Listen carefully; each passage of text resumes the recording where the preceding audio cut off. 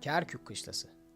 Kutlu ecdadımız Osmanlı'nın sayısız emanetlerinden birisi ve Osmanlı Bağdat Büyükelçisi olan Mehmet Namık Paşa'nın bize emaneti. 1863 yılında Osmanlı Devleti'nin Bağdat Büyükelçisi olan Mehmet Namık Paşa tarafından inşa edilmiştir. Bu ata emaneti kışlamız, kış aylarında Türkerlerine ev sahipliği yapmıştır. Konum olarak Kerkük şehir merkezinin tam ortasında U harfi şeklinde bir alanı kaplamaktadır. Mimari açıdansa belirli bir düzen üzerine kurulan Kerkük Kışlası'nın alt katı askeri harekat ve planlar için kullanılırken, ikinci katı sanatsal ve kültürel faaliyetler için kullanılmaktadır.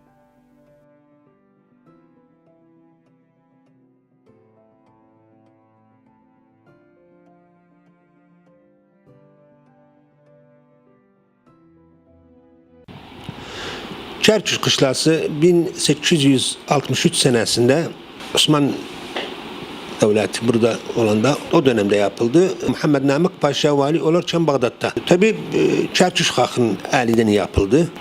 1863 dönem tarihinde, Osmanlı döneminde. Burada diyebildik neyden yapıldı Kerkük Kışlası? Kıyıya çıraçtan yapıldı. Kerkük meşhurdu bu inşai maddesinde. Bütün Kerkük evleri, kal'adaki olan, ayrı yerdeki damlar olan kıyıdan çıraçtan yapılıptı. Kışlaya 3 ayrı kapıdan giriş bulunmaktadır.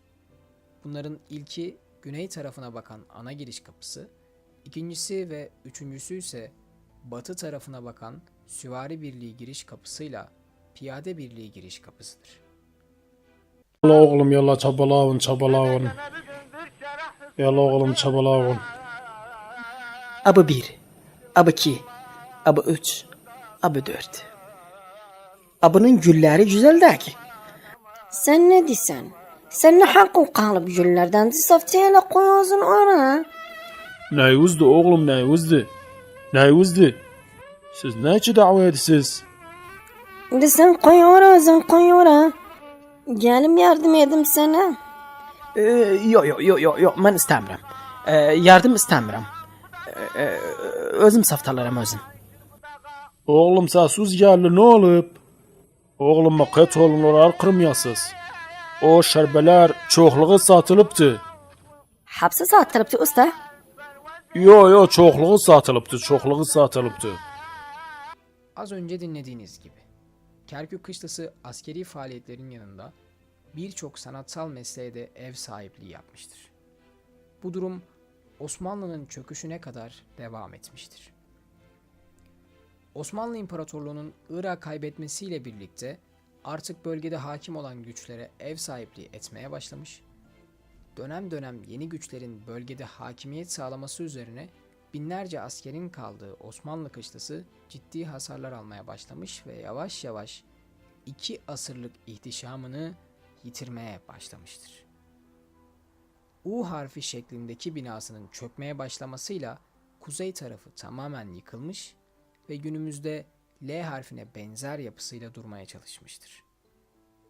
1985 yılına kadar Irak ordusu tarafından askeri üs olarak kullanılmasına rağmen 1985'ten sonra Irak Savunma Bakanlığı'na bağlanmış ve tarihi eser statüsüne alınmıştır. Her ne kadar tarihi eser olarak kabul edilse de gerek sosyal ve siyasal olaylar, gerekse Türkiye'nin sahip çıkmayışı yüzünden 2000'li yılların başlangıcından günümüze kadar kaderine terk edilmiştir.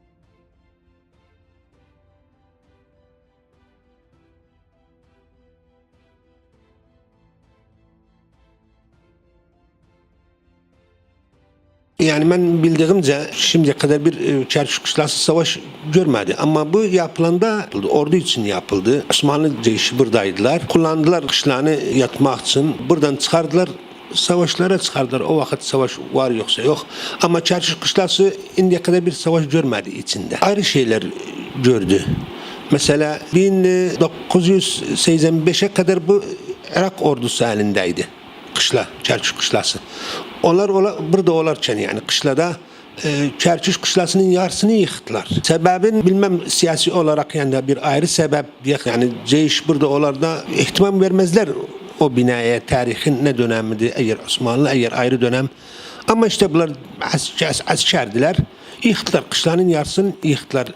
Orada zarar gördü kışla. 2 yıl evvel 2016 yılının olumsuz hava şartları sonucunda bir bölümü daha yıkılmaya başlayan Kerkük kışlası yavaş yavaş I harfi şeklini alacak şekilde çökmüştür. Günümüzde hala yoğun bakımsızlık ve ihmaller sebebiyle yıkılmaya, bir imparatorluğun izleri silinmeye devam etmektedir. Bu durum sonucunda TİKA gibi dünyada birçok restorasyon çalışmalarına imza atmış ve birçok tarihi eseri koruma altına almış kurumların ziyaret ederek "Biz burayı unutmayacağız" demesine rağmen yıllardır sesleri çıkmamıştır.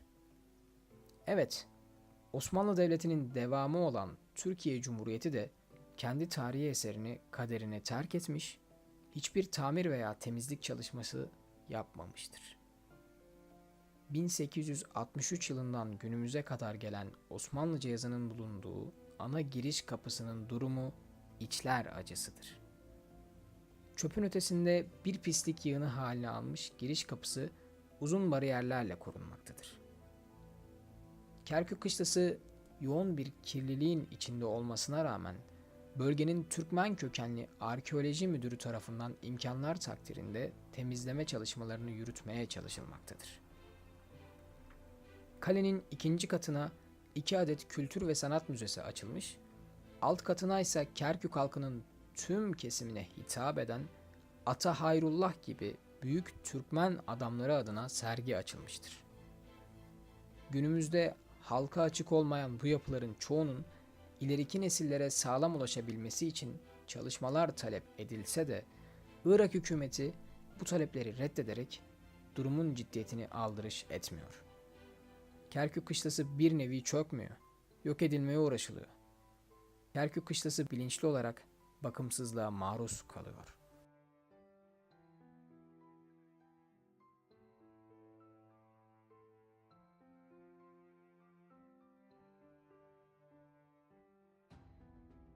TİKA Türk İşbirliği. Kışla yıkılmayan bir buçuk yıl önce biz TİKA'nı aradık Türkçe'de. Aradık dedik ki kışlanın durumu iyi değil, yıkılmak üzereydi. Gelmediler, ziyaret etmediler çarşıyı. Ve yıkıldı, kışlanın bir parçası yıkıldı. Ondan sonra bir de aradık özlerini, TİKA'nı aradık. Gene gelmediler yani. Onda durum Türkiye Cumhuriyeti'nde olabilir tamam değildi. Ama TİKA ajansı ziyaret ettiler yakında, kısa zamanda ziyaret ettiler kışlağını, Çerçük kışlasını. Cüneyt Esmer TİKA'da Bağdat'ta ziyaret etti kışlağını ve bütün resimleriydi, projenin keşfiydi, ne kadar para ister, ne kadar yardım ister, aldı bunları. İkinci ziyaret de oldu Çerçük kışlasına.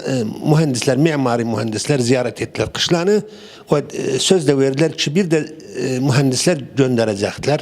Hatta bir şeyini yapsılar, planını yapsılar kışlanın. En son ziyaret Çerçük kışlasına ve Çerçük kalasına Bağdat Türk Büyükelçisi Sayın Fatih Yıldız Bey ziyaret etti. Kışlanın durumunu gördü ve söz verdiler yakın zamanda yani kışlanın tamir etsinler. Biz bekliyoruz yani biz TİKA ajansından ve Türkiye Cumhuriyeti'nden ne kadar yardım ederler bize Çerçük kışlasında. Sadece yok tamir yani. Biz istediğimiz TİKA'dan kışlanın yarısı öbür yarısı çiğ yıkıldı. Yıktılar özün daha doğrusu. Irak askeri yıktı özünü. Onu da isterik yani onu da yapsılar yani bir de baştan Çerçük kışlasının öbür yarısı yıkıldığı yarısının yapmağı.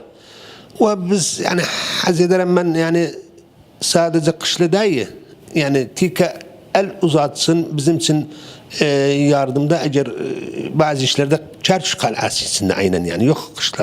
Yani çünkü Çerçük Kalası da aynen Osmanlı döneminde yapılmış. Osmanlı binaları orada Selçuklu döneminden var, Atabek döneminden var. Hazır onlar da yapsınlar. Yardımda bulunsunlar bizim için. Kerkük Kalesi'ne zamanında sahip çıkamayarak yıkımına göz yummak zorunda kalmıştık. Ya bugün? Bizim korumamıza muhtaç olan Kerkük kışlasını niye korumaya çalışmıyoruz? Bu sefer sadece Türk gençliği olarak kaderine terk edilmemesi için uğraşmayacağız. Çok yakında buradan da duyuracağımız gönüllü temizlik ekipleriyle birlikte çalışmalara başlayacağız. Bizden sonra gelecek nesillere tarihimizi en güzel haliyle anlatabilmek için ata emaneti tarihi eserimize sahip çıkacağız.